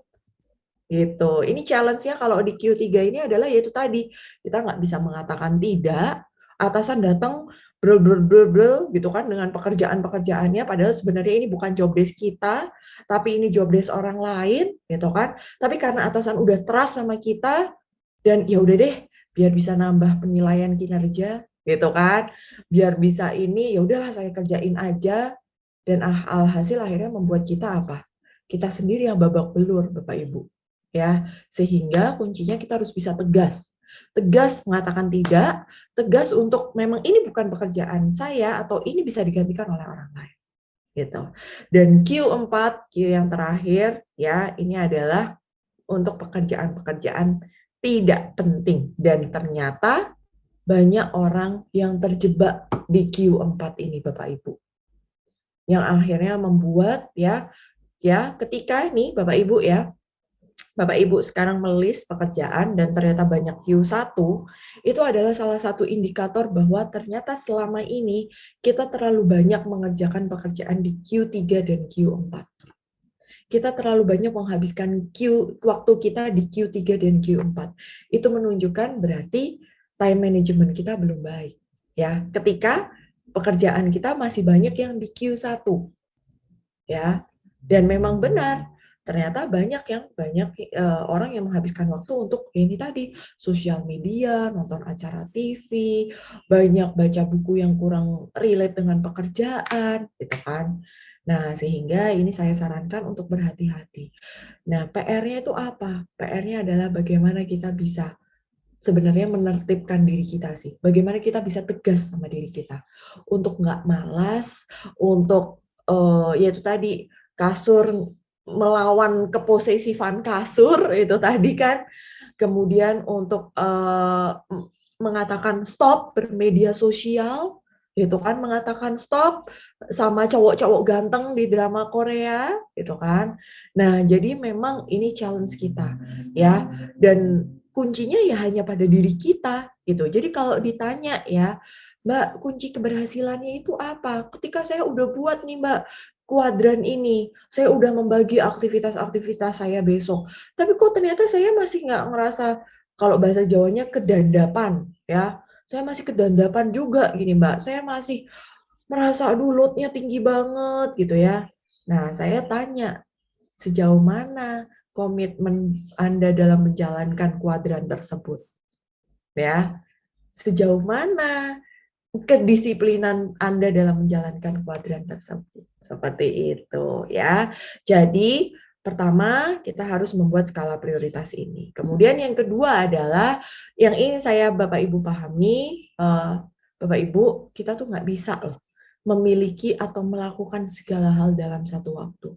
Kadang ini terutama ibu-ibu, pengennya semuanya multitasking ya, dikerjakan dalam satu waktu, pengennya tangan tuh ada 10 ini tuh, ya, agar bisa masak sambil ngomong anak, sambil ngerjain ini, sambil setrika, sambil beres-beres rumah gitu ya.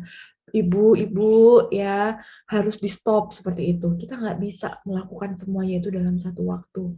Dan konon katanya di jurnal dikatakan ketika kita terlalu sering menggunakan multitasking kita itu bisa mengurangi atau melemahkan kemampuan otak kita. Ya, dan kita itu bisa loh melakukan banyak hal, ya, bisa melakukan banyak hal dengan apa?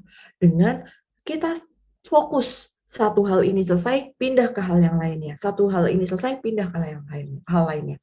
Jadi dibanding satu hal, satu waktu menyelesaikan banyak hal, tetapi bagaimana kita bisa fokus mengerjakan satu hal dengan cepat, kemudian berpindah mengerjakan hal lainnya. Seperti itu. Kemudian tips yang kedua adalah, Bapak Ibu, silakan buat time lock. Jadi time lock ini apa? Time lock ini sebenarnya sekaligus untuk mengevaluasi time management kita. Ya, coba selama 1 minggu ya, kita tuh menulis apa yang menjadi aktivitas kita. Oh, hari Senin ini. Oh, ternyata aktivitasku tuh A, B, C, D, E. Jadi selama 1 minggu tuh kita ngelis, Pak, Bu, ya. Hari Senin aktivitas kita ini, setelah kita akhir hari, kita list aktivitas kita. Mbak Hari Rina, Selasa. maaf, Ya, Mbak. waktunya 5 menit lagi ya. Oke, siap, Mbak. Hari Selasa aktivitas kita A, B, C, D, E. Hari Rabu aktivitas kita ini. Hari Kamis begini. Nah, kemudian di akhir minggu, coba deh kita evaluasi. Wah, ternyata apakah aktivitas kita sudah efektif atau belum? Ya, time management kita sudah efektif atau belum. Jadi, Bapak Ibu, pertama tadi itu kan bikin list aktivitas, kemudian masuk di kuadran, ya, skala prioritas. Kemudian, coba deh selama seminggu ini, di akhir hari kita selalu mengelis apa yang menjadi aktivitas kita. Kemudian di akhir minggu kita lihat, oh selama seminggu tuh ternyata aku ngerjain ini, dan rata-rata durasinya segini, durasinya segini, durasinya segini. Kita review, ini kayaknya bisa lebih singkat deh. Ini kayaknya nggak butuh deh aktivitas ini. Ya, jadi ini sekaligus untuk mengevaluasi time management kita. Kemudian ya time boxing. Nah, ini adalah time management versinya Elon Musk. Jadi kunci keberhasilan Elon Musk ini adalah time boxing. Gimana time boxing ini? Jadi setelah kita melakukan time lock itu tadi, ya, kita selama seminggu udah mendata apa aja yang menjadi aktivitas kita, gitu kan. Kita juga sudah menulis durasinya berapa lama per aktivitas, kita review, oh yang harusnya 20 menit bikin Indomie, nggak usah lah ini 10 menit aja. Ya, oh harusnya bikin report ini saya seminggu kemarin mengerjakannya 1 jam, nggak deh, ini kayaknya bisa 30 menit. Ya, nah kemudian setelah itu kita bikin time boxing. Nah, time boxing ini seperti apa, Mbak Ina? Time boxing ini adalah sebuah aktivitas besar itu didetailkan, ya, menjadi detail. Jadi kalau kita biasanya nulis hari ini aku mau bercocok tanam, mau bikin mie goreng, mau olahraga, mau meeting Zoom gitu ya. Kita detailkan, bercocok tanam itu aktivitasnya apa aja. Nyiram berapa menit. Beli pupuk berapa menit. Motongin daun tanaman berapa menit. Jadi benar-benar detail. Ya, kemudian bikin Indomie, itu jangan cuma ditulis bikin Indomie, tapi sampai ditulis ngerebus air berapa menit, motong bumbu berapa menit, campur minyak berapa menit. Agar apa? Agar kita tuh benar-benar bisa tertib. Ya, kita benar-benar bisa mengukur waktu kita dan memastikan aktivitas kita tuh benar-benar efektif. Dan kemudian di akhir hari evaluasi. Ya, kita tulis juga di sini apabila ada jadwal-jadwal tak terduga. Kenapa jadwal tak terduga ini bisa muncul? Apakah ini sesuatu yang sifatnya insidental atau memang ini lupa nih untuk kita data, gitu ya? Nah, kemudian Bapak Ibu, yang keempat adalah mari kita awali ritual pagi hari dengan baik, ya. Hal yang baik, konon katanya hal yang baik dimulai dengan pagi atau awal yang baik. Cara orang untuk mengawali hari itu berbeda-beda, ya. Ada yang sambil meditasi, ada yang olahraga, ada yang nonton Korea, ada yang dengerin musik, ada yang masak, ada yang bercengkrama dengan anak. Intinya bebas. Intinya adalah lakukan segala hal yang mampu meningkatkan mood booster kita. Ya, jangan awali pagi dengan marah-marah sama anak, ya, dengan marah-marah sama tetangga atau marah-marah sama pasangan. Karena apa? Ketika kita mengeluarkan energi negatif, maka yang datang kepada kita juga hal negatif. Tapi kalau kita mengeluarkan energi positif, maka yang datang kepada kita juga hal yang positif. Seperti itu ya.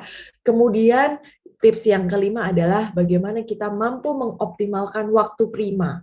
Karena setiap orang itu prime time-nya berbeda-beda. Ada orang-orang yang, aduh aku nih ide muncul kalau malam hari. Aku lebih suka kerja malam hari. Ya udah, nggak apa-apa. Gitu kan? Jadi yang terpenting adalah kita harus mengenali prime time kita. Ya, dan ketika kita sudah mengenali prime time kita, optimalkan. Kalau memang kita bisa biasa bekerja malam hari, ya udah, kita bagaimana mengerjakan tugas kita di malam hari. Gitu. Nah, ini yang biasanya menjadi hambatan, Bapak Ibu. Mbak Ika, waktunya mungkin udah habis, tapi tambah 5 menit aja ya, Mbak ya. Oke. Oke, jadi hambatan yang pertama adalah sebenarnya Bapak Ibu, semua time management itu hanyalah tools. Yang terpenting itu adalah mindset. Ya, kita mindset bahwa, aduh Mbak, kita kan cuma staff gitu. Sedangkan yang mengatur waktu meeting bla bla bla bla itu adalah atasan kita, ya. Kita bukan desainer, ya. Jadi kita punya mindset bahwa kita bukan desainer dari waktu kita, Mbak. Tapi yang harus teman-teman ketahui, Bapak Ibu ketahui, kita memang bukan, mungkin di antara kita ada yang bukan desainer, tapi kita tuh sebenarnya adalah owner dari waktu kita, ya. Nah, kemudian masih mengalami kebingungan terkait apa yang ingin dicapai. Nah, ini yang biasanya membuat kita sulit untuk menyusun apa yang menjadi skala prioritas. Ya, ketika tadi Bapak Ibu kesulitan untuk menentukan mana yang masuk di kuadran 1 sampai 4, ya, kalau Bapak Ibu masih mengalami kesulitan, ini bisa jadi karena Bapak Ibu masih bingung. Apa sih yang ingin dicapai? Apa sih sebenarnya tanggung jawab utamaku? Apa sih yang menjadi fokusku? Jadi saran saya pertama adalah coba deh tentukan apa sih yang ingin dicapai? Apa sih yang menjadi fokus kita? Ya. Nah, kemudian hambatan ketiga adalah kita nggak fokus pada yang dilakukan dan prioritas. Kita udah buat sedemikian rupa, tapi itu tadi kita nggak disiplin. Yang akhirnya membuat apa? Kuadran yang sudah kita susun itu menjadi sia-sia. Kemudian yang keempat, kita tuh nggak bisa tegas dengan diri sendiri. Ya, kita nggak bisa mengatakan no dengan Instagram, dengan sosial media. Kita tidak bisa mengatakan no dengan permintaan-permintaan atau distraksi-distraksi yang ada di sekitar kita. Kemudian quick tipsnya adalah bangun mindset positif. Ya, Bapak Ibu, bagaimana kita bisa membangun mindset positif saat ini di masa pandemi, situasi memang sulit. Semua orang mengalami sulit, ya, sehingga memang kita nggak bisa nih kalau mengharapkan keadaan seperti sebelum pandemi. Ya, kita bagaimana harus memberikan empati kita, membuat diri kita berempati lebih, sehingga membuat kita pun memiliki mindset lebih positif. Kemudian bagaimana kita fokus, jangan multitasking. Ketika bekerja, jauhkan hal-hal yang mampu mendistraksi. Kita kenali apa yang waktu prime time kita, optimalkan. Kalau memang kita energik di waktu pagi hari, optimalkan di pagi hari. Ya, gunakan prime time kita fokus untuk bekerja. Jangan waktu prime time kita gunakan untuk hal-hal yang kesenangannya sesaat, menggunakan sosial media dan lain-lain. Kemudian memiliki waktu untuk bersenang-senang. Bapak Ibu, kita ini manusia, bukan robot. Ya, kadang kita itu lupa menyisipkan waktu untuk me time di jadwal kita. Jadi saran saya adalah ketika tadi kita menyusun time boxing, ya tuliskan ya kapan waktu me time kita. Karena terkadang ya Bapak Ibu, kita tuh kalau udah bikin time management, yang kita tuliskan adalah yang terkait pekerjaan. Sedangkan waktu untuk bersenang-senang itu tidak kita tulis. Padahal yang namanya waktu bersenang-senang ini penting. Ketika kita tidak tulis, maka akhirnya kita nggak kerjakan. Padahal tadinya kita punya rencana, habis ini aku mau ini deh sebagai reward, hadiah untuk diriku, biar aku nggak gampang stres atau apa gitu ya. Nah, karena hal tersebut nggak kita tulis, akhirnya ke-skip. Dan akhirnya lama-kelamaan kita penat dengan pekerjaan kita dan akhirnya kita stres. Nah, sehingga ya untuk mengantisipasi hal tersebut, kita itu harus punya waktu bersenang-senang secara terschedule. Ya, harus kita jadwalkan. Jangan nunggu stres dulu. Makanya tadi saya mengatakan bahwa kita preventive action, ya. Bagaimana kita sudah menjadwalkan waktu bersenang-senang di dalam time management kita dan kita memang secara konsisten juga melakukannya. Agar apa? Agar kita tidak merasa stres dulu baru butuh, tapi kita belum sampai stres, kita udah kayak refresh lagi. Belum sampai stres, kayaknya energi kita jadi kayak nggak pernah habis, ya.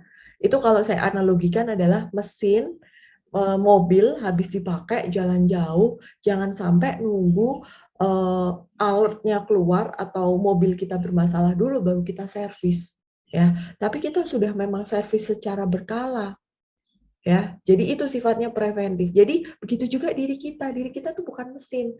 Jadi kita harus punya me time yang harus kita lakukan pula secara konsisten.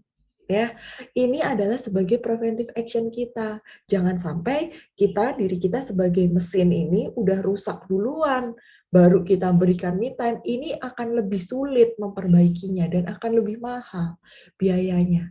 Ya, sehingga preventifnya adalah sebelum rusak, sebelum kita stres, mari kita me time dulu seperti itu.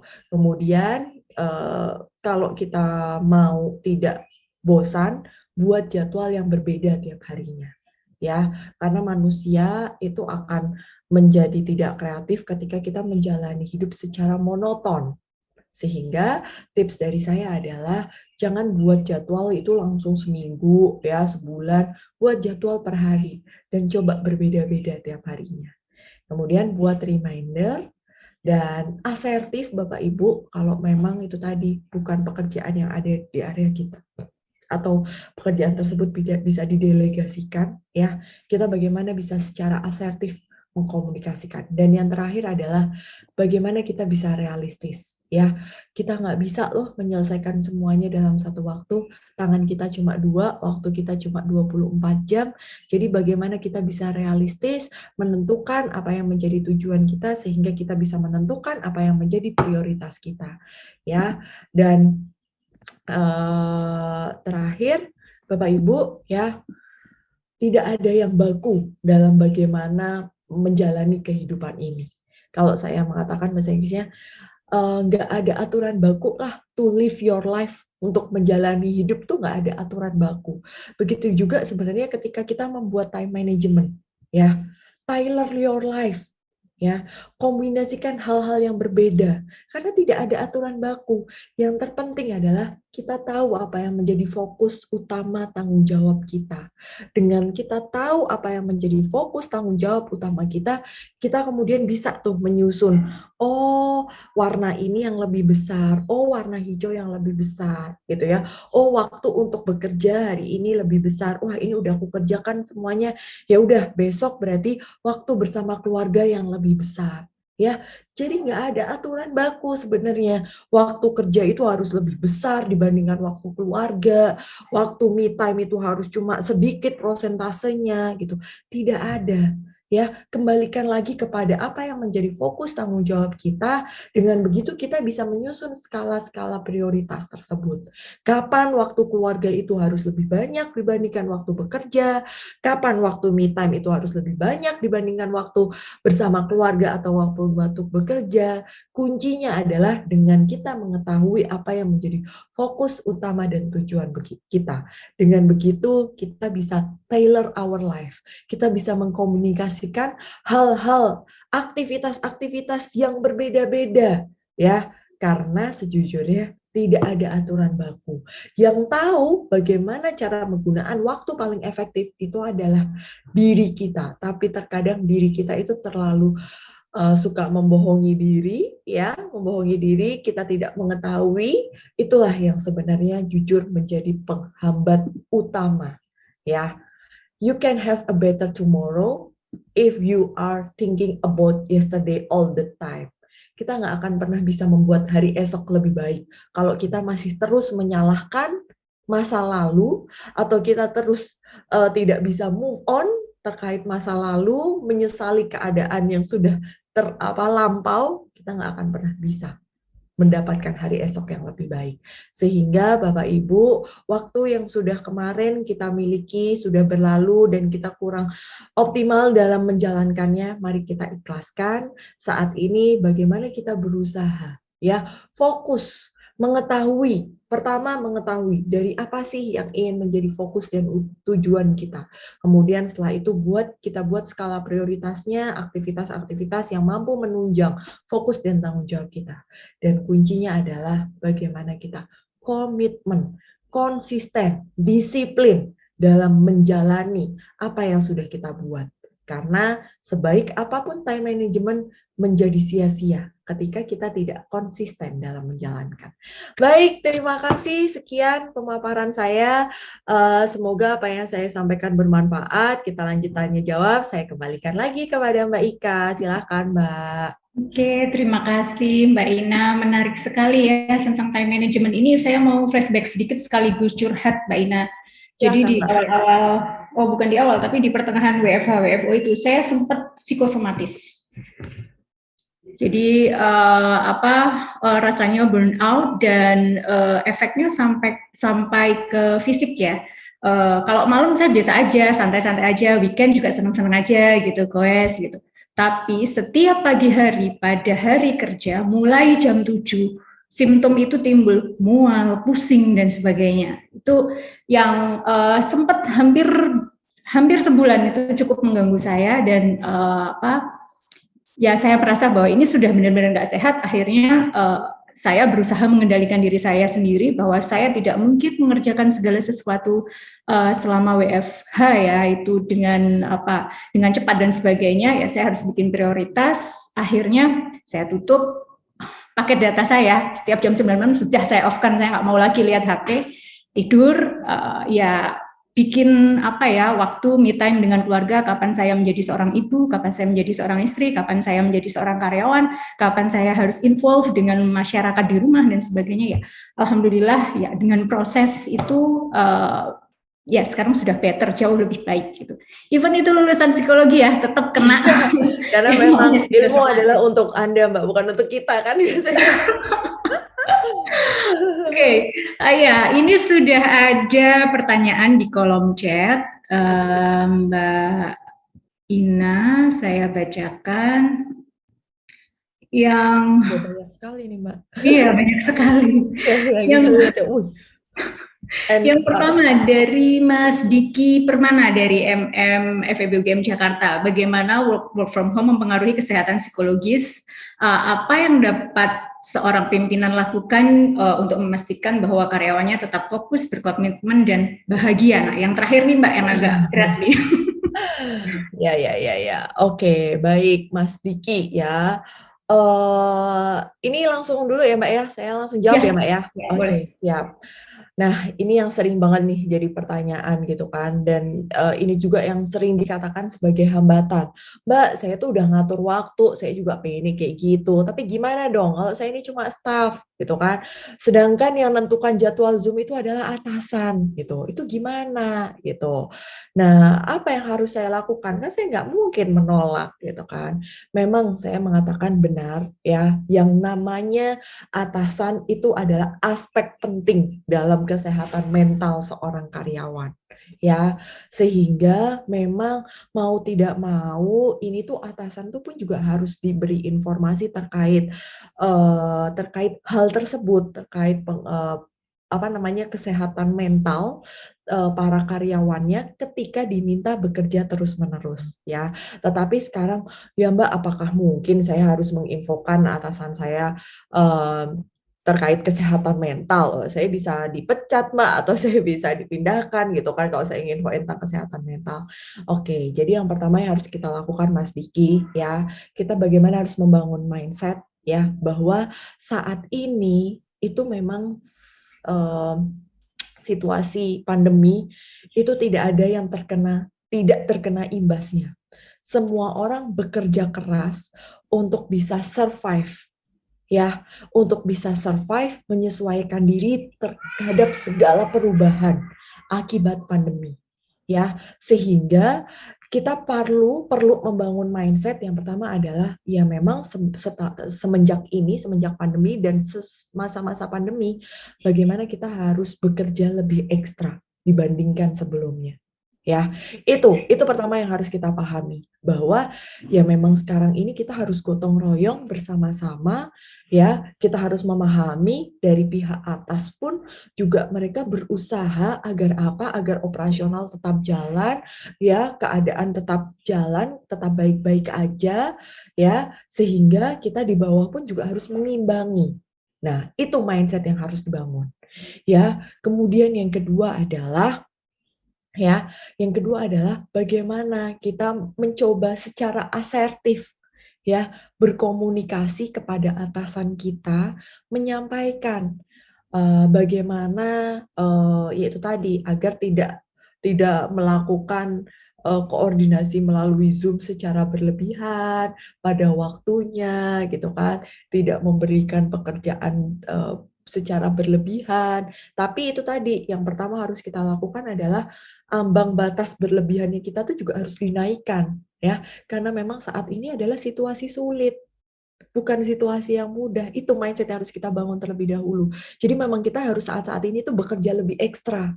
Ya, itu yang harus dibangun terlebih dahulu. Kita nggak bisa harus menyamakan atau membandingkan dengan keadaan seperti sebelum WFH atau sebelum pandemi. Itu yang harus dibangun terlebih dahulu. Kemudian yang itu tadi, asertif, bagaimana kita coba deh mencari waktu, timing yang pas untuk berkomunikasi dengan atasan kita. Ya, kita coba kalau misalnya Mbak, saya nggak cukup dekat nih sama atasan saya gitu ya. Coba kita bisa menggunakan atau meminta bantuan kepada orang-orang yang memang dekat dengan beliau, yang biasanya beliau dengarkan, yang biasanya beliau ajak diskusi. Ya, atau kalau tidak, kita mencoba menyampaikan, mengumpulkan suara. Jadi mengumpulkan suara, Mas Diki. Jadi dengan pegawai lainnya gitu ya, mengumpulkan suara apa yang menjadi aspirasi teman-teman. Nah, itu biasanya lebih didengar dibandingkan hanya 1-2 orang.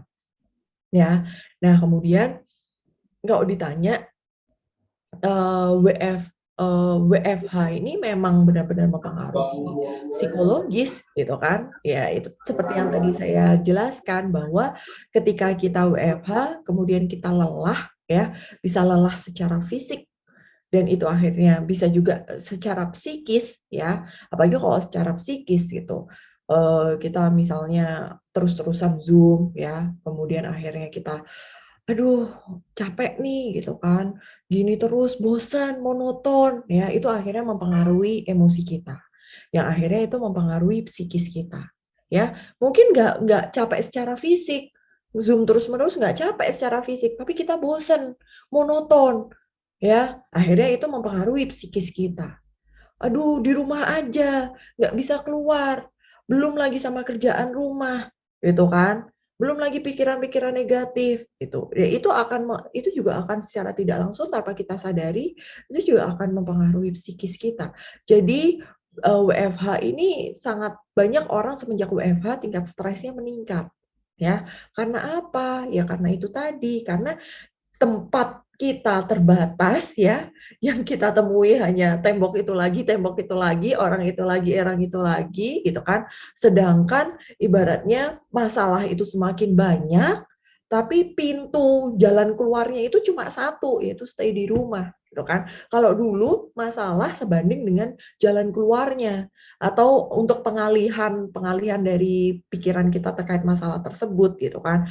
Kita bisa misalnya ngobrol sama teman, ngobrol langsung sama atasan, atau misalnya kita refreshing ke tempat lain. Sekarang semua dibatasi sehingga makanya semenjak WFH namanya tingkat stres itu meningkat. Yaitu tadi kalau saya analogikan, masalah makin banyak tapi pintu jalan keluarnya cuma satu gitu. Nah, kalau yang terkait atasan yang seperti tadi saya katakan Mas Diki ya. Jadi kalau atasan itu ya sangat berpengaruh gitu kan. Dan konon katanya saya baca di jurnal itu ya, dan pada saat waktu itu saya di startup banyak sekali turnover itu tinggi. Jadi turnovernya itu tinggi banget. Dan setelah ditanya apa alasan mereka keluar, karena 80% jawabannya adalah ketidakcocokan dengan atasan. Jadi yang namanya atasan ini tuh sangat berperan penting terhadap kesehatan fisik maupun mental dari karyawannya. Tingkat produktivitas, kebahagiaan dari karyawannya. Ya, jadi kalau ditanya korelasinya tinggi banget ya. Dan gimana caranya gitu ya atasan itu?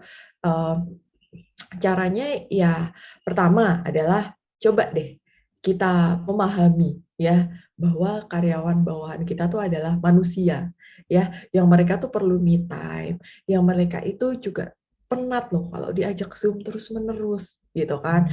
Jadi kita mencoba memahami ya karyawan kita. Setelah kita mencoba memahami mereka ya, dan cara memahami setiap atasan tuh berbeda-beda ya, dan cara memahami untuk bisa memahami setiap karyawan itu juga berbeda-beda ya. Nah, di jurnal yang saya baca waktu itu penelitian tesis saya, Mas Diki ya, untuk menumbuhkan kebahagiaan karyawan ya, itu dengan apa? Dengan cara menghadirkan safety feeling dalam diri karyawan.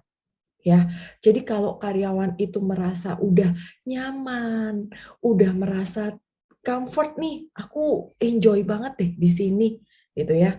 Dia itu pasti akan dengan sendirinya dia merasa bahagia. Indikatornya apa? Indikatornya adalah ketika dia udah trust. Ketika karyawan kita sudah memberi apa ya, tanpa diminta, mereka tuh udah inisiatifnya tinggi, proaktif, kreatif, itu adalah salah satu indikator bahwa karyawan kita tuh sudah nyaman.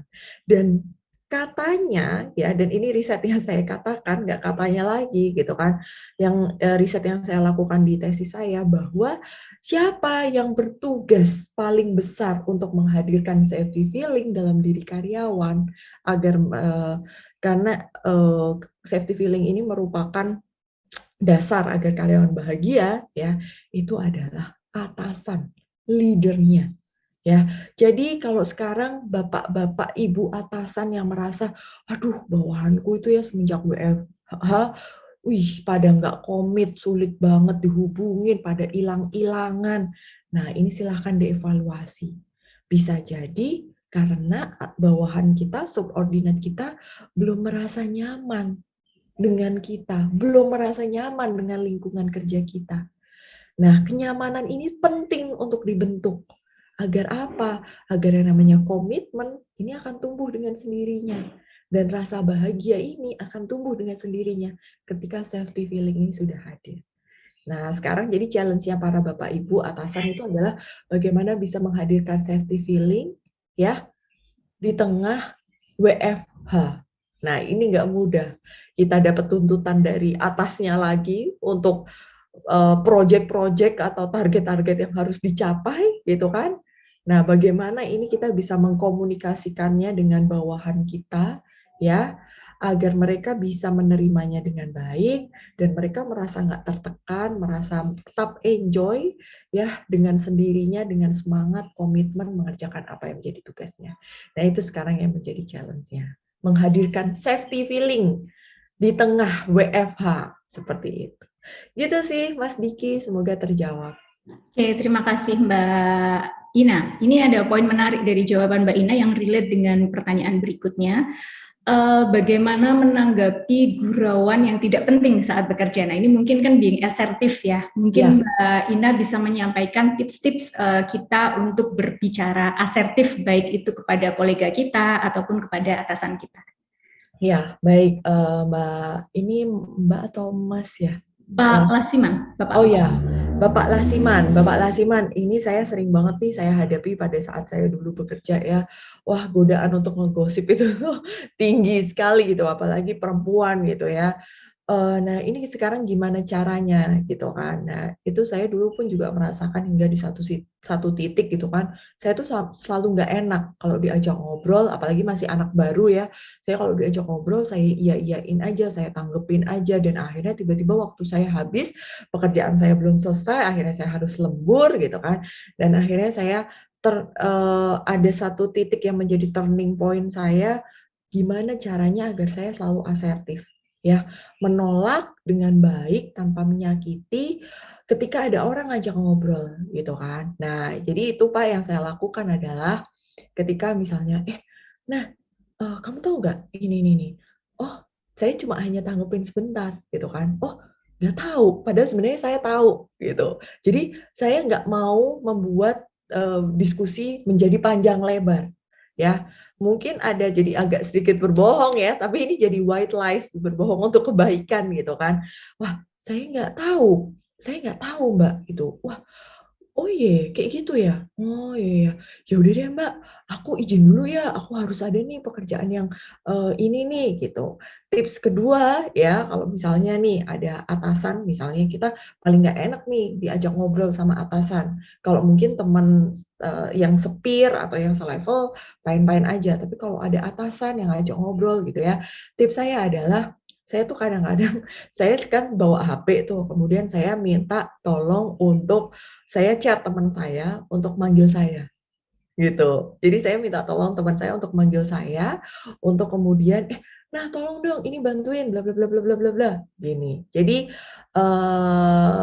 karena kan mungkin kadang nggak enak ya kita kalau untuk motong atasan misalnya apalagi lagi cerita masalah personal atau apa gitu nggak enak gitu. Tapi kadang juga saya berusaha untuk menyampaikan apa yang misalnya menjadi aktivitas saya diajak ngobrol, "Pak izin ya Pak ya, nanti kita ngobrolnya nanti ya Pak ya, setelah ini." Jadi, kita sampaikan waktu kita bisa ngobrol kapan, gitu. Jadi kita nggak cuma stop, "Aduh Pak, maaf ya saya nggak bisa ngobrol sekarang, saya lagi kerjain ini," gitu kan. Nah itu kan kesannya, waduh jual mahal banget sih ini orang, gitu kan.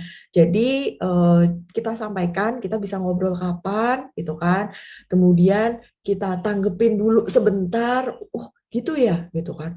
"Oh iya iya iya iya, saya nggak tahu apa-apa tuh," gitu. Atau kalau nggak kita minim minim komen gitu ya, minim komen atau minim nggak usah tanggepin terlalu banyak gitu kan. Nah, sehingga pun mereka merasa, "Aduh ini nggak asik banget sih buat diajak ngobrol," gitu. Nah, jadi, kemudian baru deh setelah itu kita bisa sampaikan bahwa, bentar ya aku ini dulu nih, aku harus ada yang harus dikerjakan," seperti itu. Itu sih Pak Lasiman tips and trick dari saya, gitu. Terima kasih Mbak Ina. Kemudian pertanyaan selanjutnya ini dari Bapak Imam Muslih, nanti saya sambungkan dengan beberapa pertanyaan di bawahnya, begitu Mbak, supaya lebih efektif. Jadi bagaimana cara kita untuk membuat suatu prioritas jika ada perintah atau request dari pimpinan untuk menyelesaikan beberapa tugas, sementara kita juga masih ada beban atau tugas yang belum terselesaikan. Nah, bagaimana cara membuat prioritas yang baik sehingga pekerjaan bisa selesai, kemudian juga optimal dan badan kita tetap bugar. Gitu. Oke, luar biasa. Baik. Nah, ini juga yang selalu menjadi PR ya, Mbak ya, selalu menjadi challenge. Wah, Mbak, kita tuh udah buat prioritas tapi semua gagal maning gitu kan, karena tahu-tahu dapat pekerjaan tambahan dari atasan secara terus-menerus. Pertama yang harus kita lakukan adalah coba deh kita list dulu dari sekian banyak pekerjaan itu tadi, gitu kan. Kita tentukan mana nih yang paling urgent, yang deadline-nya tuh dalam waktu dekat. Jadi kita evaluasi dulu nih deadline-nya, ya. Yang paling dekat yang mana? Gitu. Kemudian setelah itu kita evaluasi lagi. Ini yang paling dampaknya paling besar dari pekerjaan ini yang mana? Gitu ya, atau hasil pekerjaan kita ini akan digunakan oleh siapa? Oh, akan digunakan Pak Dekan untuk presentasi kemana? Akan digunakan ini. Jadi kita evaluasi dari coverage area hasil pekerjaan kita itu tadi akan digunakan kemana, ya. Kemudian yang ketiga adalah pekerjaan ini bisa didelegasikan atau enggak, ya. Ini harus kita yang mengerjakan atau enggak, itu. Atau ini sebenarnya jangan-jangan bukan pekerjaan kita, tapi pekerjaan orang lain. Tapi karena si bapak enggak trust sama si A, akhirnya saya yang suruh ngerjain, gitu ya. Nah, ini harus dipetakan dulu 3 hal itu. Waktu, ya, coverage area, kemudian siapa yang bertanggung jawab. Nah, kemudian setelah 3 hal ini kita bedakan, nah baru deh kita masuk-masukkan. Oh, kalau dari segi deadline, ini nih yang harus dikerjakan dulu, gitu kan. Ya udah, kalau begitu, ya kalau gitu ya itu yang harus kita kerjakan dari segi waktu, gitu ya. Ini yang harus memang dikerjakan, ini yang paling deadline-nya paling dekat dan memang paling penting ya, coverage area yang paling ini, dan ini memang aku nggak bisa, harus aku nih yang ngerjain. Ya itulah yang harus kita kerjakan. Ya. Nah, kemudian setelah itu kalau ternyata ini paling urgent, ini deadline-nya paling deket nih, gitu kan. Kemudian tetapi ini sebenarnya bukan pekerjaan aku. Ya kita harus nyampaikan sama atasan kita. Pak, mohon maaf Pak, bukannya saya mau menolak pekerjaan. Saya mah siap-siap aja Pak ketika diminta. Tapi Pak, saya ini harus ada ini loh Pak yang harus saya kerjakan. Nah, kita sambil nyodorin list aktivitas kita, tuh kuadran yang sudah kita buat. Ini loh Pak, ada ini yang harus saya kerjakan Pak. Ini kalau saya harus ngerjain ini, maka nanti pekerjaan yang sudah Bapak berikan kepada saya ini harus tertunda. Kalau ini Bapak kerjakan, ini tertunda, padahal ini nanti akan dipakai ini. Kadang Bapak Ibu, atasan itu tuh terus-menerus memberikan pekerjaan karena mereka tuh tidak tahu apa yang kita kerjakan. Ya, jadi kita komunikasikan. Ya, atasan kita tuh terus-menerus ngasih kerjaan karena mungkin dilihat kok ini orang main HP mulu gitu kan. Kok padahal kita sebenarnya main HP itu karena koordinasi. Kok ini orang kayaknya cuma ngobrol padahal kita ngobrol kerjaan. Ya, jadi komunikasikan kepada atasan kita. Ya, apa yang memang sedang kita kerjakan. Dan kalau dampaknya, kalau Bapak memberikan pekerjaan saya terus-menerus, maka pekerjaan inilah yang akan terkena dampaknya. Gitu. Ya, jadi kuncinya adalah kita memahami dulu dari ketiga aspek itu ya, mana yang deadline, cakupan area, dan mana yang itu memang tanggung jawabnya itu ada di kita utamanya, dan kemudian yang kedua adalah kita komunikasikan ya, seperti itu kepada atasan kita. Seperti itu Mbak Ika, semoga terjawab. Baik, Mbak. Kemudian ada pertanyaan, Mbak, apakah seorang workaholic itu adalah suatu kelainan gitu, dan apa ciri-cirinya? Kemudian bagaimana cara mengatasi seorang workaholic ini? Oke. Nah, ya gini sih, seorang workaholic. Kita perlu memahami dulu ya. Kita tuh workaholic itu sebagai pelarian ya, atau memang kita suka? Itu yang harus kita pahami dulu ya. Apakah kalau memang kita suka, kita tuh tidak akan merasa keberatan atau kita tidak akan merasa depresi. Kita nggak akan merasa stres kalau kita kerja terus-menerus. Jadi sebenarnya workaholic ini nggak akan menjadi problem untuk kita. Ya, tapi kalau kita menjadikan workaholic ini sebagai sebuah pelarian atau kita menjadi workaholic hanya karena ikut-ikutan gitu ya. Nah, ini yang biasanya akan menjadi masalah untuk diri kita.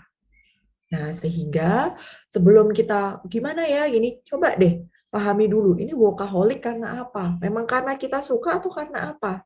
Ya, kalau ternyata memang, oh ternyata Mbak, aku ini workaholic karena pelarian. daripada aku ngapain lah di rumah. Padahal sebenarnya aku nggak suka, Mbak, suruh kerja terus gitu kan. Aku tuh juga sukanya leha-leha. Tapi karena, aduh, lihat sana kok kayaknya sibuk, sana kok kayaknya sibuk, terus nanti aku kalau nggak sibuk, malu lah diri ini, Mbak, gitu kan. Nah, ini nih yang harus kita jaga tuh ini. Yang sebenarnya harus kita batasi mindset kita dan hati kita. Ya, bahwa ya Bapak Ibu gitu kan, workaholic itu bukan suatu hal sebenarnya jalan keluar dari sebuah masalah. Ya, workaholic itu bukan sebagai sebuah trendsetter, ya, gitu.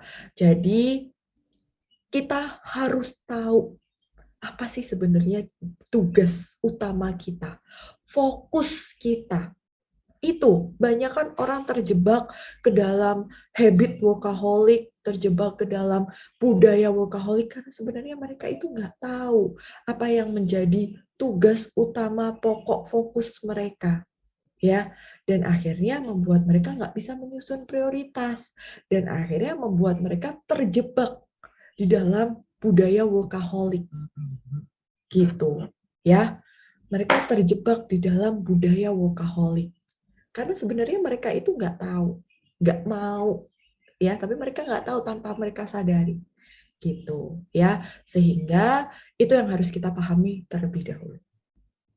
Itu sih. Jadi kita kembali lagi apa yang menjadi fokus, apa yang menjadi tanggung jawab kita. Gitu sih, Bapak Ibu, ya. Baik, oke. Saya akan membuka satu sesi pertanyaan yang dapat disampaikan secara lisan. Silakan Bapak Ibu untuk mengaktifkan fitur raise hand jika ingin bertanya secara langsung. Oh, ini kok nggak ada yang aktifin ya? Mungkin ini Mbak, malu-malu. Iya, masih malu-malu. Nah ini, oh enggak Mbak, kirain ada yang raise hand.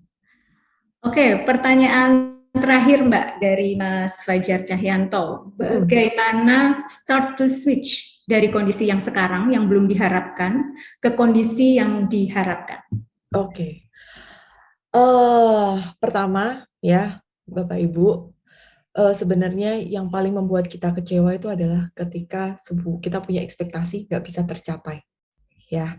Jadi Mas Fajar, ketika nantinya Mas Fajar menyusun sebuah kondisi ke yang diharapkan, ya, atau sebuah ekspektasi, gitu ya, harus disertai sebuah perasaan memanage bahwa ya kita boleh berharap, tapi ini semua Tuhan yang menentukan.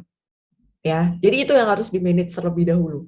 Bagaimana kita managing ekspektasi. Kita boleh berharap, tetapi boleh juga loh bisa jadi itu tidak tercapai. Itu yang harus kita manage terlebih dahulu.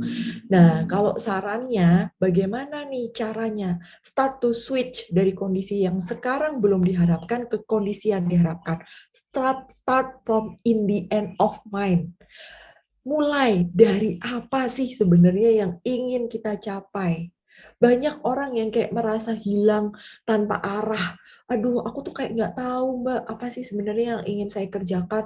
Kayaknya tuh beban pikiran, permasalahan saya tuh banyak banget, tapi kalau ditanya apa masalahnya nggak tahu. Gitu ya. Saya tuh sebenarnya begini, begitu, begitu, gitu kan. Intinya adalah bagaimana kita mulai memahami dulu.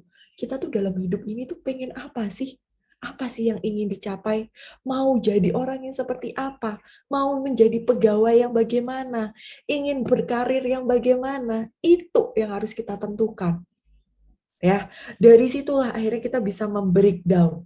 Ya, jadi kalau sekarang banyak yang merasa kehilangan arah, itu karena bisa jadi Bapak Ibu, ya teman-teman, terutama milenial, generasi Z, karena sebenarnya belum tahu apa sih yang diinginkan dalam diri ini. Gitu. Jadi aduh apa ya? Jadi kayak bekerja pun akhirnya itu mempengaruhi performance teman-teman dalam bekerja, ya, mempengaruhi semangat. Gitu. Karena kita sendiri tuh belum firm, belum fokus, belum oh ini loh yang ingin aku capai. Oh, kemudian kayak langkah yang aku lakukan ini udah benar belum ya menuju yang kita capai? Ya ibaratnya gini lah, kayak kalau ya Bapak Ibu mau pergi gitu ya, pasti semangatnya beda ketika kita udah tahu tujuannya mau kemana dan nggak tahu tujuannya mau kemana. Atau misalnya yang masih jomblo gitu ya, pasti dalam menjalani hubungan, pasti semangatnya akan berbeda ketika udah tahu nih jelas hubungannya itu akan ke pelaminan atau masih cuma pacaran aja, gitu kan? Rasanya pasti berbeda, ya. Semangatnya berbeda. Nah, sehingga apa yang harus dilakukan pertama kali adalah bagaimana ya kita bisa define, menentukan apa yang ingin kita capai dalam hidup ini. Ya, apa yang kita ingin capai hidup ini, kemudian kita sesuaikan stepping-steppingnya menuju hal tersebut. Ya, seperti itu. Dan saya ingin mengatakan itu tidak mudah, ya. Tetapi kalau kita tidak mulai dari sekarang, kapan lagi? Ya, semakin lama bukannya semakin selesai, ya, bukannya semakin hilang atau semakin berkurangnya masalah kita, tidak, ya. Tetapi itu hanya kita menunda masalah, ya, untuk datang kepada kita. Sehingga lebih cepat kita memulai, lebih cepat kita merombak bagaimana cara kita menjalani hidup kita sehari-hari, gitu ya. Itu akan lebih baik, ya. Memang tidak mudah, tetapi ya itu tadi, kalau tidak dilakukan, kita nggak akan pernah tahu, Bapak Ibu, kita bisa atau tidak. Sehingga dibanding kita sudah memvonis diri kita, ini sulit, ini apa, lebih baik just do it. Kita lakukan dulu aja Bapak Ibu. Ya, yang penting kita sudah ada semangat, kita sudah tahu, yang penting kita lakukan dulu. Tetap yakin, tetap positive thinking, jangan kita lawan rasa pesimis dalam diri kita, ya. Kita lakukan sehingga insya Allah pun resultnya akan mengikuti effort yang kita keluarkan. Seperti itu. Terima kasih. Semoga terjawab ya Mas Fajar. Saya kembalikan lagi kepada Mbak Ika. Terima kasih semuanya. Terima kasih Mbak Ina. Luar biasa sharing session pada siang hari ini ya, dari pagi sampai menjelang siang.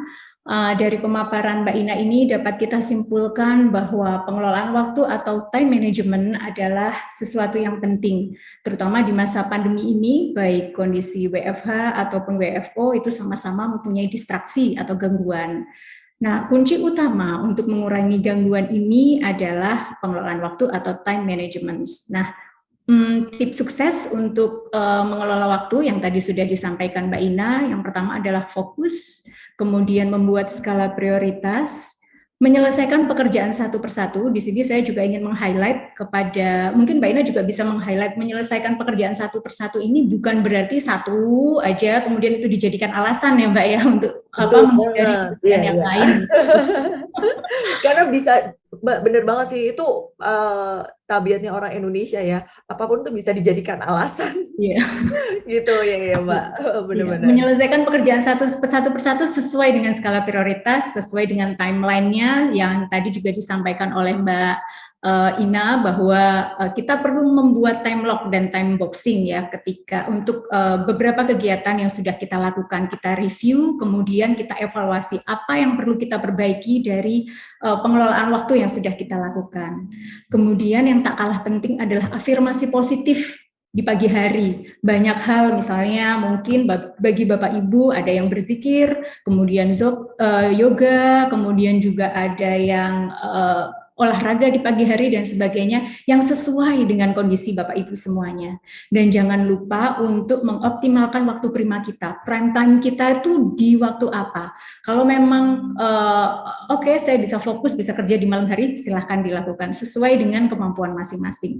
Dan yang terpenting, kita juga mempunyai hak untuk me time untuk diri kita sendiri, me time untuk keluarga. Kemudian tak kalah pentingnya adalah being asertif. Asertif mengkomunikasikan apa yang kita rasakan, ide-ide kita tanpa menyakiti perasaan orang lain. Kemudian juga kita perlu melakukan reminder ya, sekarang di banyak aplikasi di gadget masing-masing untuk reminder kegiatan, dan yang terpenting adalah realistis sesuai dengan kemampuan kita. Baik Mbak Ina, terima kasih kepada Mbak Ina atas pemaparan yang luar biasa. Sekali lagi mohon maaf apabila ada kurang dan banyak pertanyaan yang belum terjawab nih Mbak. Ya. Semoga apa yang saya sharingkan bermanfaat dan sampai ketemu lagi dan selalu sehat. Terima kasih. Terima kasih. Nanti mungkin pertanyaan-pertanyaan yang belum terjawab kami kirimkan ke Mbak Ina untuk dijawab secara tertulis ya Mbak ya. Kami mohon kesediaannya.